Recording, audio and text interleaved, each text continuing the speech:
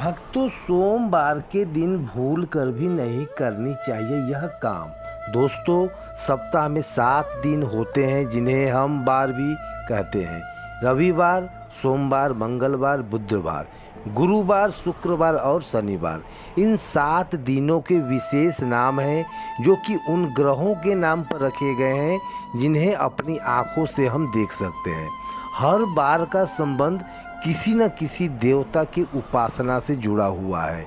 जिस देवता का वार होता है उस दिन उस देवता का शक्ति सबसे अधिक सक्रिय होती है, और यदि हम उस देवता से संबंधित नियमों का पालन करते हैं तो हमारे जीवन पर इसका बहुत ज़्यादा गहरा प्रभाव पड़ता है। इसलिए हमें यह जानना जरूरी है कि किस दिन किस देवता की उपासना करनी चाहिए, कौन से काम करने चाहिए और कौन से काम नहीं करने चाहिए। लेकिन आज हम सप्ताह का पहले दिन यानी कि सोमवार की बात करेंगे।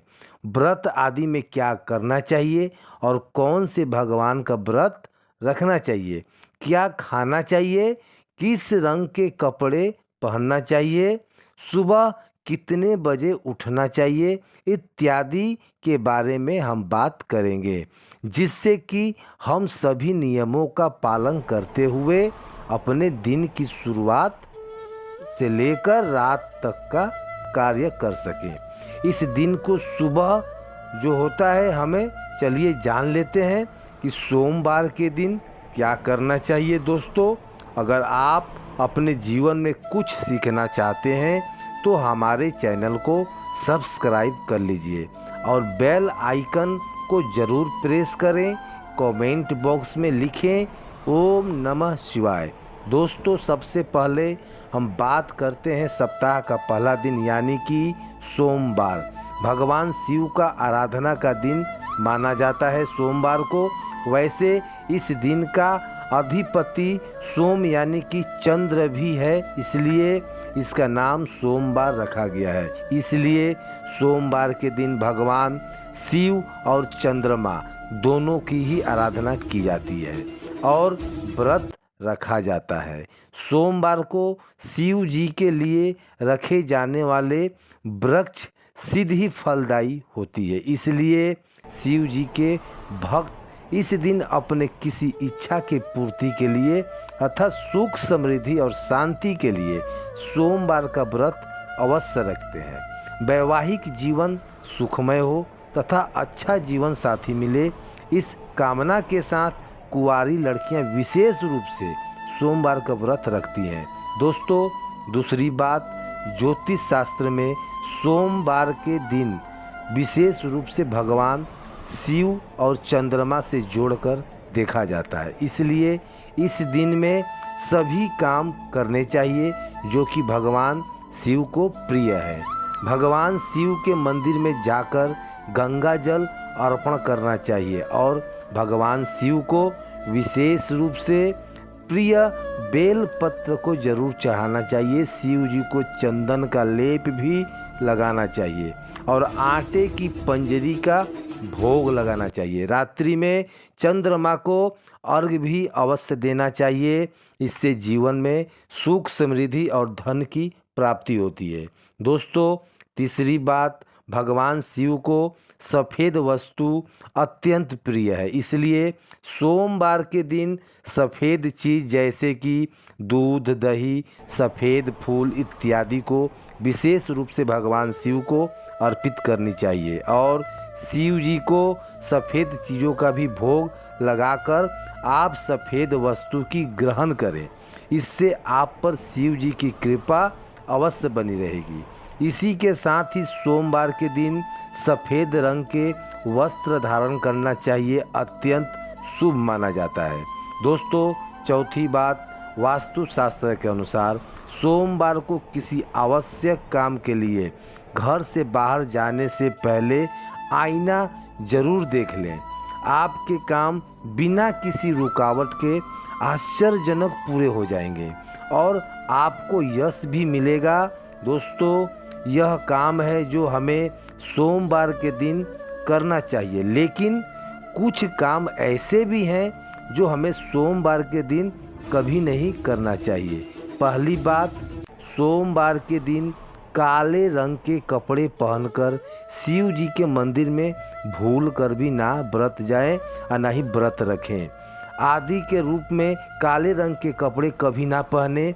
महिलाओं को सोमवार के दिन बाल कभी नहीं धोने चाहिए, इससे परिवार पर गहरा असर पड़ता है। सोमवार को व्रत में व्रतधारी को थोड़ा संयम रखना चाहिए, इससे शिव जी क्रोधित हो जाते हैं। सोमवार के व्रत में व्रतधारी को फलों में नाशपाती का सेवन नहीं करना चाहिए, शुभ नहीं माना जाता है। दूसरी बात, सोमवार के दिन मांस का सेवन करना वर्जित है। इसके विपरीत शिव जी का व्रत रखना चाहिए या फिर शुद्ध के साथ और दही जो होता है, फल इत्यादि का सेवन करना चाहिए। दोस्तों, तीसरी बात, सोमवार के दिन किसी का अपमान ना करें और बुरे अशब्द ना निकले मुंह से, जिससे कि जीव पर बैठी माँ सरस्वती का अपमान होता है। ऐसा बुरा व्यवहार सोमवार के दिन व्रत में किसी के साथ ना करें, जो है व्रत टूट भी जाता है। दोस्तों, चौथी बात, शिव जी की पूजा के साथ ही नंदी महाराज का भी पूजा जरूर करनी चाहिए। शिव पशु प्रेमी है, इसलिए सोमवार को 4 पैर वाली पशु का अर्थात गाय माता का विशेष रूप से पूजा करनी चाहिए। सोमवार के दिन गाय माता को कुछ न कुछ जरूर खिलाना चाहिए, इससे व्रत का पूरा फल प्राप्त होता है। साथ ही साथ नंदी महाराज बैल का अपमान भी नहीं करना चाहिए, उसके साथ गलत व्यवहार ना करें। दोस्तों, 5वीं बात, पूजा करते समय ध्यान रखें कि भगवान शिव को केतकी का फूल, कुमकुम, तुलसी के पत्ते, कटे पटे बेलपत्र और खंडित चावल भूल कर भी ना चढ़ाएं और शंकर में जो है जल अर्पण ना करें। शंख में जल कभी नहीं अर्पण करना चाहिए सोमवार को। चंद्रमा की आराधना करें, व्रत करें, शिव मंदिर में जाएं और साफ मन से उनका जो है ओम नमः शिवाय बोलकर जाप करें और पूजा करें। भगवान भोलेनाथ आप पर अवश्य प्रसन्न होंगे और आपकी हर मनोकामना को पूर्ण करेंगे। दोस्तों, खासकर सोमवार के दिन शिव की पूजा के बाद भोग लगाकर गाय को कुछ न कुछ सफ़ेद चीज़ जरूर खिलाएं, इससे आपको घर में बरकत होती है। जैसे कि बर्फ़ी, चावल, सफ़ेद लड्डू वगैरह जरूर खिलाएं, इससे कई पुण्य प्राप्त होते हैं और सोमवार का व्रत संपूर्ण सफल भी हो जाता है। मंगलवार को गाय को रोटी के साथ बेसन के लड्डू खिलाने से संपूर्ण लाभ होता है, इससे व्यक्ति का मंगल शांत हो जाता है। और वहीं बुधवार को हरा चारा यानी कि दूर्वा घास खिलाने से बुध ग्रह शांत हो जाता है, इससे भगवान गणेश प्रसन्न होते हैं। ऐसे में गुरुवार को जब भी आप गाय को रोटी खिलाएं तो थोड़ी सी आप हल्दी मिलाकर रोटी बनाएं और गाय को रोटी खिला दें, इससे भी बहुत ही पुण्य का लाभ होता है। आपके जीवन में लौकिक और अलौकिक दोनों ही फलों की प्राप्ति हो जाती है। शुक्रवार के दिन गाय को खीर खिलाएं। शुक्रवार को गाय को खीर खिलाने से शुक्र ग्रह मजबूत होता है, देवी लक्ष्मी प्रसन्न होती हैं, जिसके कारण व्यक्ति मालामाल और धनवान हो जाता है। माता लक्ष्मी मेहरबान हो जाती है और आपके घर में लक्ष्मी का वास हो जाता है। शनिवार के दिन गाय को काले तिल और उड़द पीसकर गेहूं के आटे में डालकर रोटी बनाकर खिलाने से शनि दोष शांत हो जाता है।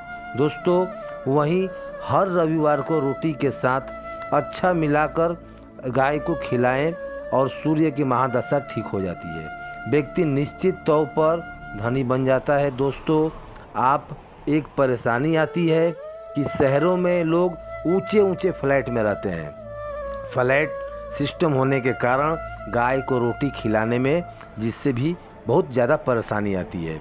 उसके लिए एक उपाय है, आप जिस समिति में रहते हैं वह गेट पर जो चौकीदार है आप उसको एक रोटी बनाकर दे दें। गेट कीपर को ज़रूर दे दें और उसे बोलें कि कोई गाय आए उसे खिला देना। आपके घर से एक रोटी का भाग निकल गया तो वह गाय के हिस्से में चला जाता है। यह ज़रूरी नहीं कि आप ही गाय को रोटी खिलाएं। जब गेट पर गाय को रोटी गेट पर खिलाएगा तो वह गाय रोज़ वहाँ आना शुरू कर देगी, क्योंकि नियमित रूप से जिस घर से गाय को रोटी खिलाई जाती है, गाय अपने आप ही उस घर के दरवाजे पर आना शुरू कर देती है। फिर जब गौ माता आना शुरू कर दें तो कोशिश करें कि गेट कीपर से आप उसका आने का समय पूछ लें, फिर उसे उसी समय जाकर आप अपने हाथ से रोटी खिला दें। दोस्तों, यह एक बात ज़रूर ध्यान दें कि एक बार जब गाय घर के सामने आ जाती है तो वह रोज़ ज़रूर आएगी, थोड़ा लेट या थोड़ा जल्दी ज़रूर आएगी। दरवाजे से आपका भोग ले जाएगी और थोड़ा समय आगे पीछे हो सकता है, पर गाय माता घर की चौखट पर ज़रूर आती है और गाय दरवाजे पर आकर ज़ोर ज़ोर से पुकारती भी है ताकि आप उसे रोटी खिला दें। अगर आपने भी गाय को रोटी खिलाई है तो समझ लो कि आपने 33 करोड़ देवी देवताओं की सेवा कर दी है और आपको इसका लाभ बहुत जल्द प्राप्त होगा। मैं आशा करता हूँ कि आज का यह जानकारी आपको बहुत ही पसंद आया होगा। ऐसे ही धार्मिक वीडियो देखने के लिए हमारे चैनल को सब्सक्राइब करें और बेल आइकन बटन को ज़रूर प्रेस करें। कमेंट बॉक्स में लिखें ओम नमः शिवाय।